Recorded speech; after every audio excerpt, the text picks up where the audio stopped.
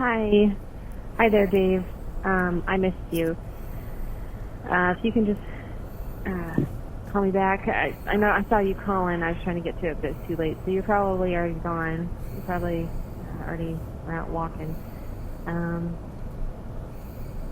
Probably walking a lot of miles and doing a lot of stuff. So I'll just sit here and wait for you to call, okay? Anytime you can call. Love you. Bye. Bye.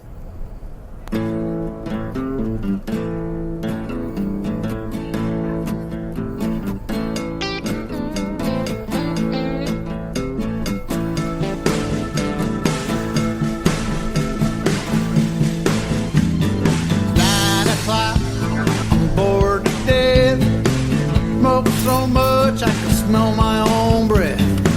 My baby left me, my best friend's not at home.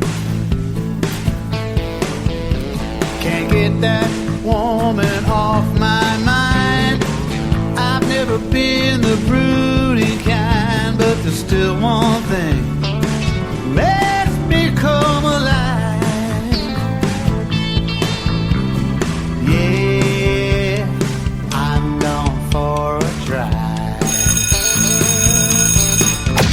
the following podcast is rated D for dumb. You're listening to Dumbing It Down with Dave, the fastest podcast on earth. Listen to Dave commute to and from work on the New York State Thruway in his 2008 Kia Rio LX. He talks about pragmatism, truth, happiness, and the search for it all. Join Dave as he asks and tells you how life ought to be. And now, here's Dave. All right, hello everybody. I'm back. Dave Canyon here with Dumbing It Down with Dave. Are you ready to dumb it down? Yes? Huh. Okay. I guess my little break didn't really help me out as far as the timing goes. And maybe you guys have been on a break. Have you been on a break? You know, getting over this COVID thing, and now we're into this whole new crazy post-COVID George Floyd murder protest / riot / looting / everything era that we're in. It's quite crazy, folks. I don't mean to make light of it at all, but it has been quite crazy. I've not done a show, I think, since June 2nd. I think I published the show. Or was it June 6th? My son's birthday was June 6th, so it's been a while. Let's just say that. For those of you who listen to my show week after week, this is episode 230. And I've definitely taken a lot of time since the last episode because I did an episode called The Murder of George Floyd Part 1, pragmatically. Because that's how I do things. I look at things pragmatically, but I do see things emotionally, or to a certain extent, romantically. It is not romantic like in falling in love. But if you ever read the book, Zen and the Art of Motorcycle Maintenance, you'll understand what I mean. There is a romantic way of looking at things. And then there's, pragmatic way. And I try to live my life pragmatically. The subtitle of the show, Dumbing It Down with Dave, is called Pragmatism, Truth, Happiness, and the Search for It All. Maybe it's not a subtitle. Maybe it's just, it's a title. Pragmatism, Truth, Happiness, and the Search for It All.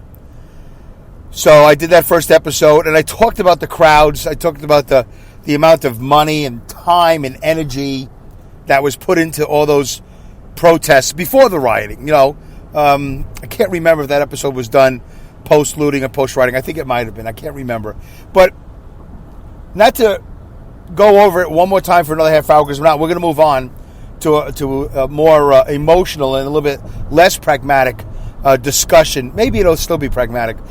Discussion of George Floyd. And by the way, I've had many conversations with various people, diverse conversations with a diverse crowd. I've been all over the YouTube, maybe not all over, but I've gone to certain places. I've listened to certain things.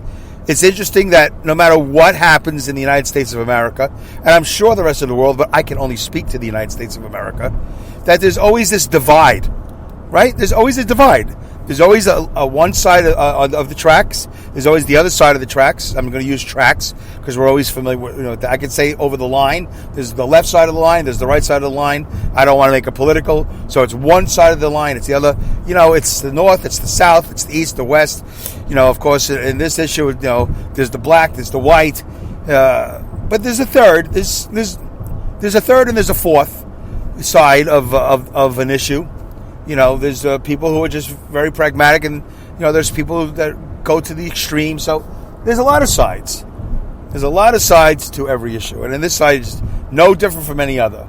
Just for a brief second, I think a lot of people thought that this murder was going to unify us, and we were just going to protest. When I say we, I mean we. I say they. I mean them. I mean us. It doesn't matter. The people of the United States were going to protest. They were outraged. They were going to have enough, and they were going to protest. What exactly they were protesting? Police brutality, most likely. But I think there's more than one issue. But I don't know if the protest actually had a leader, a real leader. I think it was very spontaneous. I don't know. I don't really know. I wasn't out at any of them, but I can't say for 100% confidence that these protests were well organized and had a specific point. Anyway, there's a lot going on. But when I talked about the money being spent and the time, and when I was speaking about it pragmatically, my concern is that all that time and energy could have been dispersed over the last 15, 20, 30, 40, 50 years. But most of those people are younger, so you can't say that. But the energy, just the energy that goes into walking the streets of wherever they live, taking the time to be away from their lives, to be away from their families, to be away from their jobs, to be exerting time and energy towards a goal. But had we just done this before the murder, what changes could we have made? And not just time and energy towards police brutality, but towards improving our own lives, our own families, right? Our own communities, our own cities, and our own states. I believe that all the change that people were looking for during the protests comes from within. You really have to look at yourself, and you have to improve yourself. And by the way, I think I'm being very consistent, because in previous issues that I've raised on the show, it all starts with you. Yes, you. I'm talking to you. You who are listening to me. What can I do? Well, just work on yourself. Work on yourself. That doesn't mean be selfish. It means be self-ish. Work on yourself. When you think you're pretty much done, and I think it's possible. I think you could be like, I'm pretty good. I'm going to help this guy. I'm going to help this person. I'm going to help my dad, my wife, my brother, my sister, my friend, my neighbor. Then you volunteer somewhere, maybe, an organization. But you got to finish yourself. You got to complete. I think so. I think there's some people say, no, 75 to 80% is good. Okay, 3/4. Listen, everybody's different. You want to leave a couple of things on the table? You know what that means, right? You didn't get to it? Are your finances not really 100%? Well, they should be. Dave, are we really going to talk about self-help? Well, I think it does start from, there's a core. There's a core to the planet. There's a core to the environment. There's a core to human beings. And there's a core there's a center, a very, very, very, very, very minuscule, micro, million, whatever, center to everything that goes on in this planet and to the civilizations of the world, and mostly people of the United States. And I think there's so many of us that are not complete. We are not satisfied. We're not happy. We're confused. We're unhealthy. We're sleep deprived. We're brain degraded. We're obese. We're weak. We're not strong. We have bad habits like drinking and smoking and gambling, whatever, philandering, cheating, not being faithful. A lot of us are litter bugs. There's so many things. There's just so many things that we could be taking care of. Take care of yourself.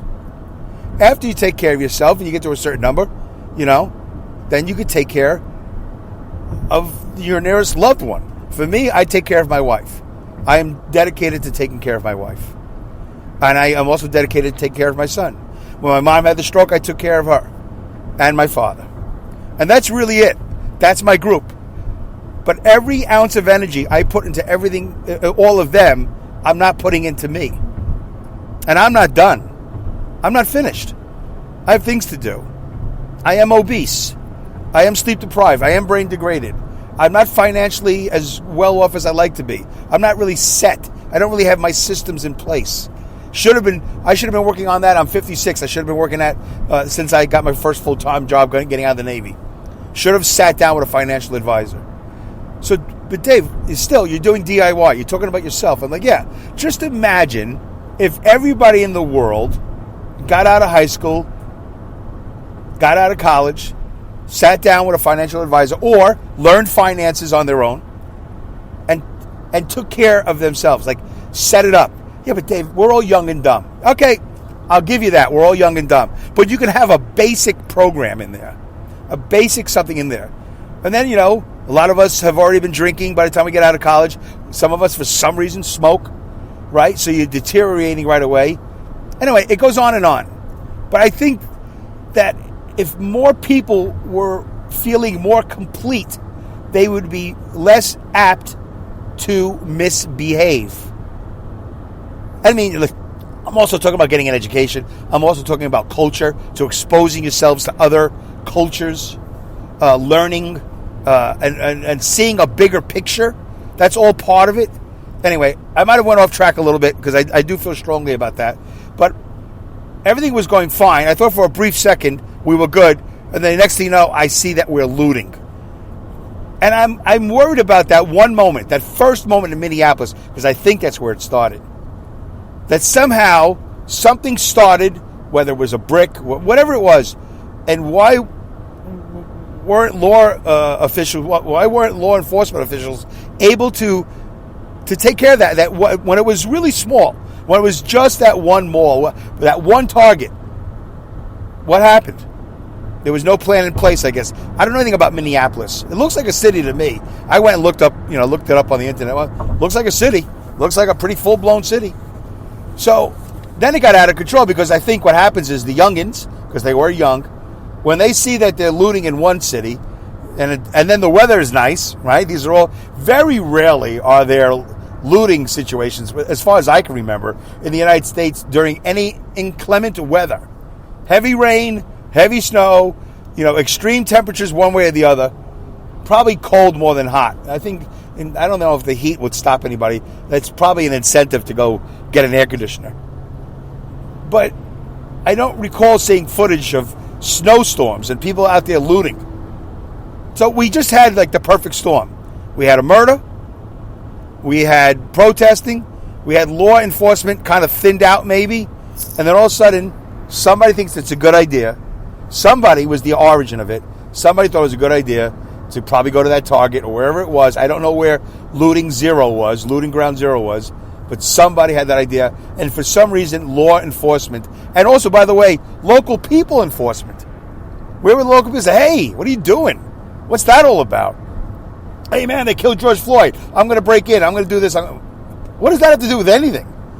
So that person, by the way, we're all sort of complicit, but that person, I would really love to know who that person was, because that person is unhappy.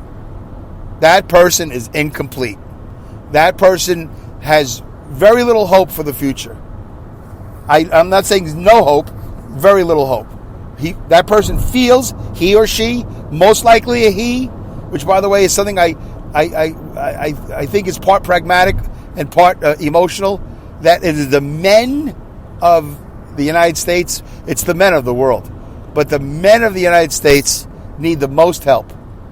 I think women do too, because I think the women, to a certain extent, are enablers of the men, whether it's a mom or a wife.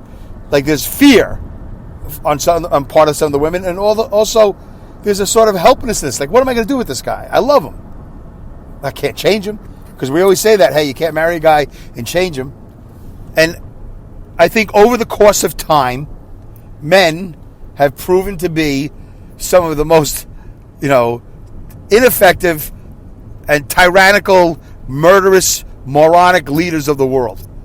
We just, as leaders, I don't know what happens to men. And I can go down the list, and I wish I had printed it, a list of some of the worst leaders in the world. But they're all men. And by the way, how many women can you think of? I come up, Margaret Thatcher. That's it. I don't know of any other actual woman leader. I know there's a Miss Markle that's out there right now, but I'm saying over the course of history, I can only think of Margaret Thatcher. And I have Evita Peron in my head. Was that just a Broadway musical? Or was she an actual leader? Was that like Argentina or something? Peru? I don't even know. But anyway, Evita Peron? I don't remember. But I know it was a Broadway play about it. A musical, whatever. So when it comes to women leaders of nations, there aren't a lot. Not off the top of my head. And there's probably more. But notable ones? Boy, I can only go as far as Margaret Thatcher. But when you talk about evil men, oh yeah, right to Hitler, Idi Amin, Castro, the first one, the Fidel, the brother, I guess he wasn't so bad. It's kind of like the Menudo of leaders of Cuba, if you know who Menudo is. They just replace band members with other band members, and it's always the same Menudo. So I don't know if there was a difference between the second Castro and the first Castro. I think by that time there was 40 years of damage. So, but it goes on and on. There's so many countries, men who come to power somehow with these quirky, disastrous personalities. So men are horrible when it comes to that. So men need to be worked on. They need education. They need culture. They need love. And I think in the United States, I think women have a hard time knowing what to do. Not all of them. I'm not generalizing anything here. I'm trying to be specific. But over the course of my time, that's what I see. Really bad male leaders of countries who want to do horrible things. And in the United States, which maybe that brings me to this, I'm trying to segue because I printed out some stuff and I just want to go over some things. So here's what I do know. All right, we're going to stay pragmatic, but maybe we'll get a little emotional. I am 56 years old, and I got to tell you, and I think a lot of people agree with me, I cannot believe, after all this time, especially, and maybe not, but especially with all this technology, or maybe I should say in spite of all this technology, I don't really know. Technology could be good, technology could be bad. But it really is amazing to me. And by the way, I know they said this in 1980, they said this in 1950, they said this in 1880. They say this all the time. Well, they probably didn't say it in the year one, if there is such a thing, because that's a whole other show. But anyway, I can't believe in the year 2020, we are still dealing with this issue of race, of racial inequality and racial discrimination, racial segregation, all these things that have to do with races. I just really, and also bad people, like just really dumb, bad, unqualified people. So, talking about this murderous cop, I'm not really interested in mentioning his name. You know who I'm talking about. So, and his accomplices, by the way, just weak people. I just standing there. Accomplices in a murder.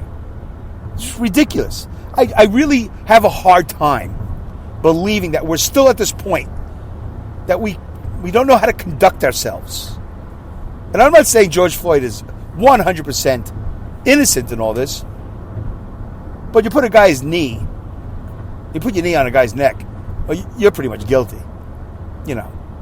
That knee could have been removed way earlier.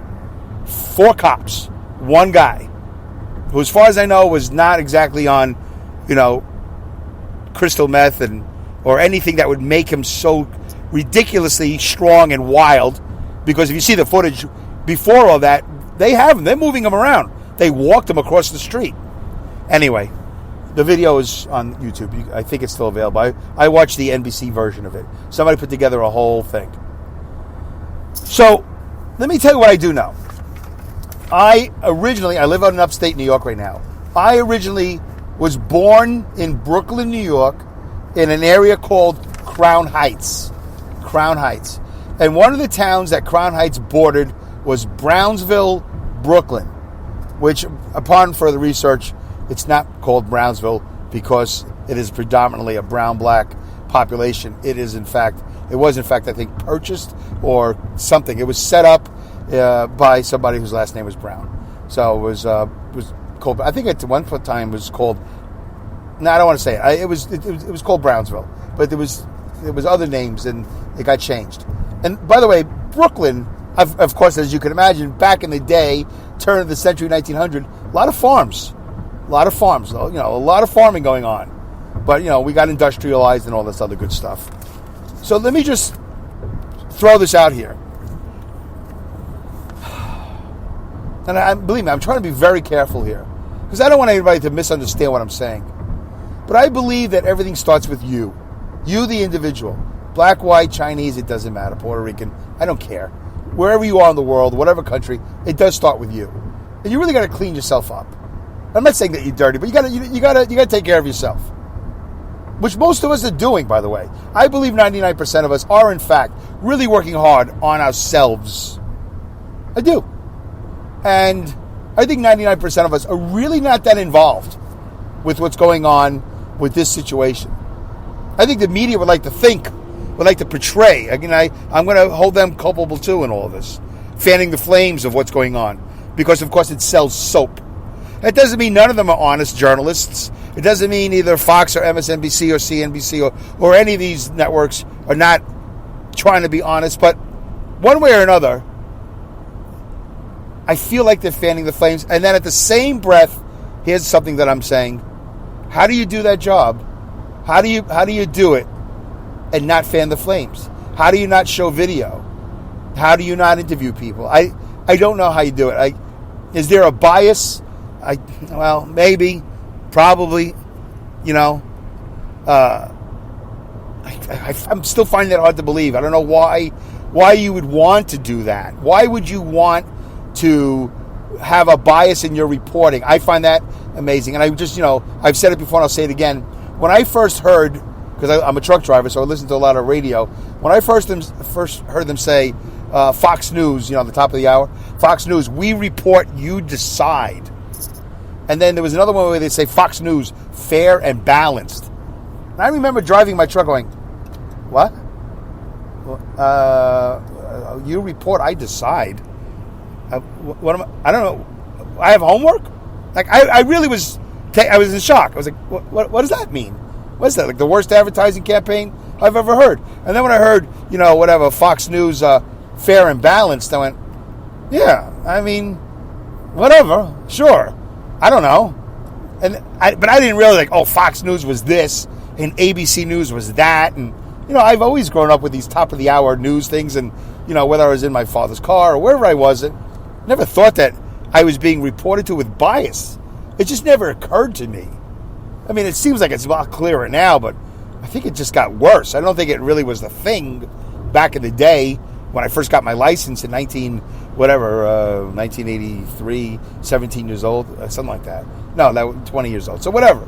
I just don't recall it being this bad.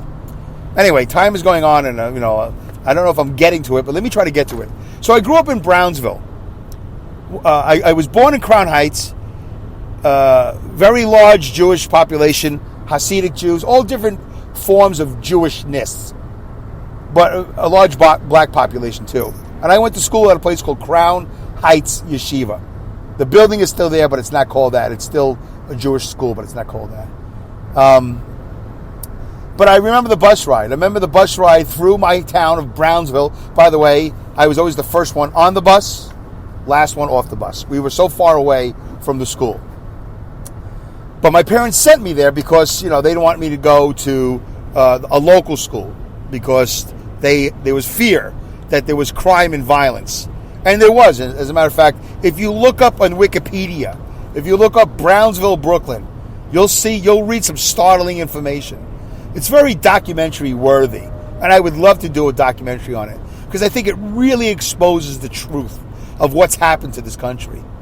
I think Brooklyn is probably a great example. Brownsville, Brooklyn is a great example of what's happened in the rest of the country. And right next to Brownsville, to the east, is another area called East New York, which is basically Brownsville Part 2.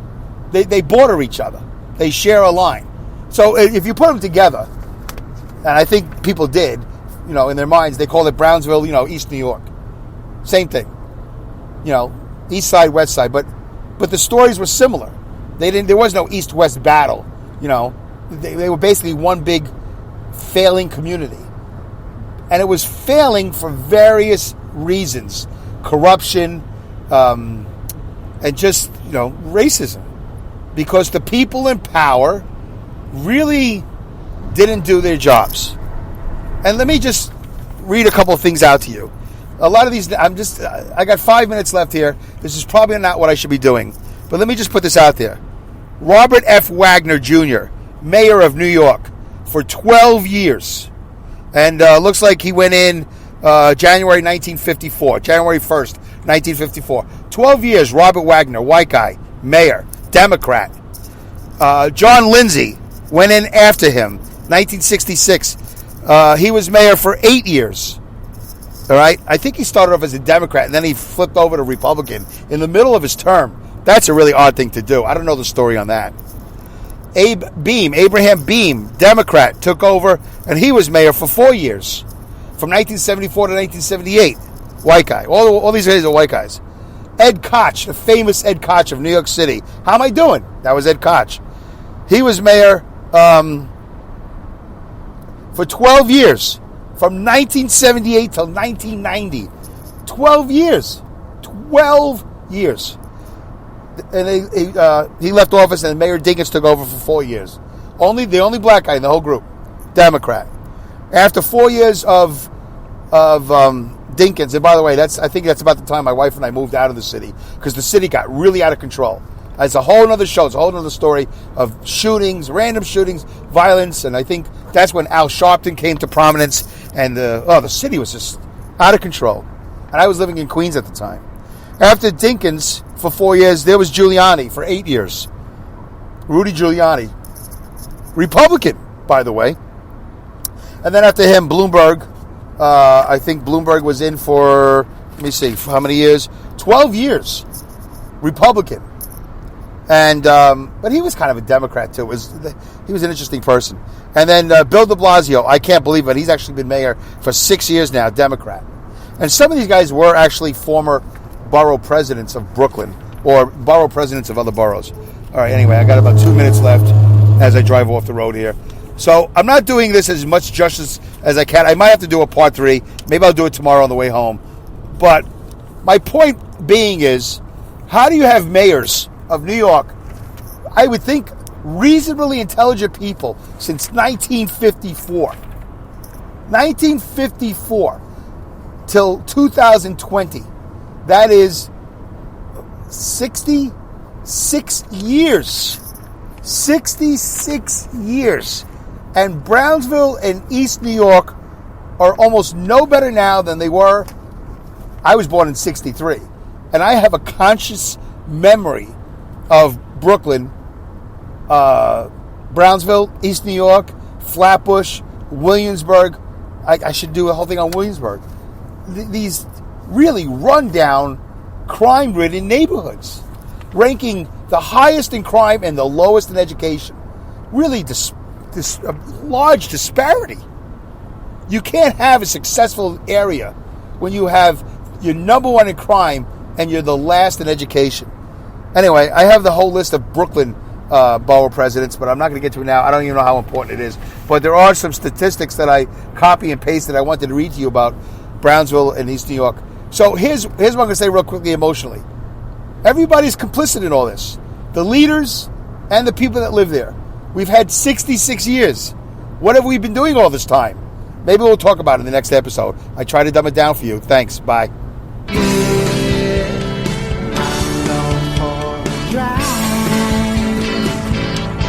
Oh boy. Thank you for listening to this episode of Dumbing It Down with Dave. Goodbye, good day, good night, good luck, good riddance, good rats, Godspeed, and great skills. Take care.